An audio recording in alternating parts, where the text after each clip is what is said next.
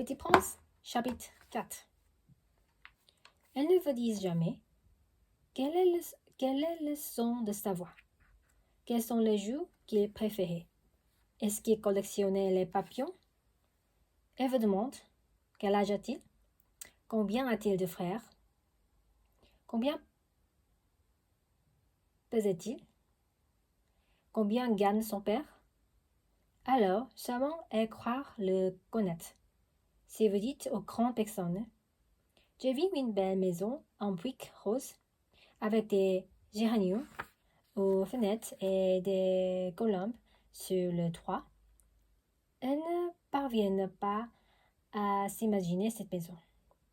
Il faut leur dire, j'ai vu une maison de 100 000 francs. Alors elles s'écrient, comme c'est joli. Ainsi, si vous leur dites, la preuve que le petit prince a existé, c'est qu'il était ravissant, qu'il y est, et qu'il voulait un mouton. Quand on veut un mouton, c'est la preuve qu'on existe. Elles hausseront les épaules et vous traiteront d'enfants.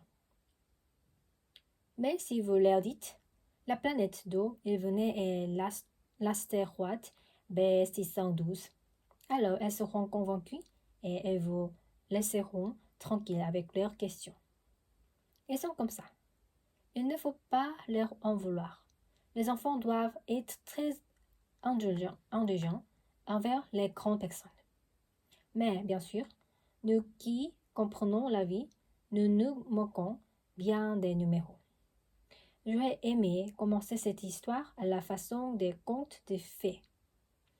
J'aurais aimé dire, il était une fois un petit prince qui habitait une planète à peine plus grande que lui et qui avait besoin d'un ami.